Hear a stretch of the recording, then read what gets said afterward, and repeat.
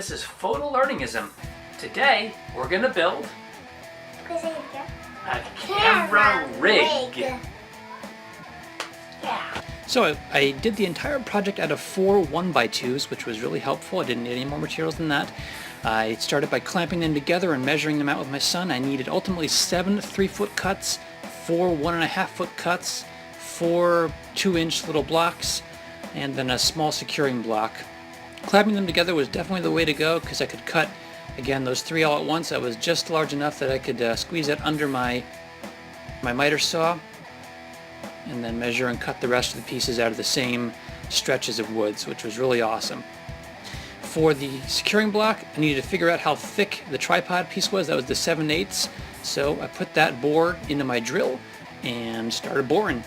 I needed to make sure it was high enough, just enough to blow out the top, because I wanted to actually clamp down that rod of the tripod head.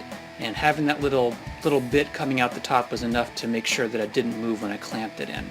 So, little tip, as you get to the other end, make sure you drill from the other side. Don't go all the way through, otherwise you might shift and crack the block. Little test fit there. Here I'm doing some pilot holes to begin the assembly. Pilot holes are very important because that can guide the larger bit and also accept the screw. I used a piece of tape to guide myself on how far and how deep to go, and then I was ready for screws. I did put a little bit of an inset there, as you saw, mostly because the screws I had were not quite long enough and I wanted to make sure that they got through both pieces of wood. So that was the reason for drilling into the wood a little bit. For this piece, I did use a nice flat stretch of wall to push against because it can get hard to get a screw to cooperate with you. As you can see me struggling a little bit, so that can save you a little bit of effort if you can find a nice piece of straight wall to push against as you're doing it. A little more drilling based on pilot holes. Again, I did pilot holes everywhere. I didn't show it for every shot, but I always did pilot holes. That's an important step in making sure you get in there straight and you don't split the wood. You don't want that. Here we're making the rest of one of the sides of the frame.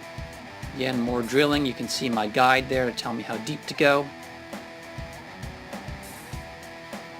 Putting in more screws, lots and lots of screws. I did 2 per side. While I was drilling them in, I was careful, as you can see me there, to keep my speed square with me, make sure I was staying square along the way. And also I was careful to spread my screws because, remembering, I'm coming with screws at 2 different sides for this plan. So they're coming in from the side and then flip 90 degrees, they're coming in from the other side, and you need enough space to make sure they don't connect with each other. So that was a little bit of a challenge. Here I'm putting in one of the mount blocks. I'm going to rest a piece of wood on top. Again, I did do pilot holes, and I found the clamp was extremely helpful for making sure that didn't move while I drilled and put things in. This is what I was just mentioning, that we had to put screws in from the other side in a 90-degree flip. So you want to leave enough space, about 1 inch or so, when you're drilling your pilots and drilling in the insets, to make sure you don't drill into the other screws. I didn't go as deep with my inset here because it's not as far to go,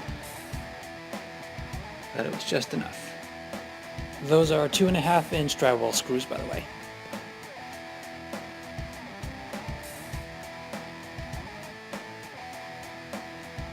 Again, using the wall, and when that was all done, I had my handy helpers and some more clamps, fix in the last piece of wood for fastening, and then it was time to test out the clamp and make sure that worked.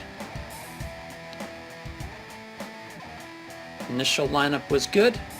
I just needed to adjust my C-clamp a little bit there with my free hand, which was a trick. And then that all fit together without too much trouble, and I was very pleased to see that it tightened up and it actually did the job as I had hoped. It's always good when you plan something out and it actually works, right? So this is the completed assembly. Camera hanging off the bottom, which can be moved up and down, or to the left and to the right. And here's a quick demonstration. You can see just a little bit of wobble, but as I tested later, that's actually because the table itself was not level. So that was the project in entirety. I hope that's helpful to see what went on. Thank you for watching. Please subscribe and continue to join me for more adventures and builds and planning. Also, I'm pleased to announce the launch of my Patreon page. Patreon.com/Photolearningism is a link in the description below. It's a great way you can help me continue to produce this content and actually continue to develop more and advance this process. I really appreciate any help you can lend. Please stop by and have a look. Thank you so much. I love you all.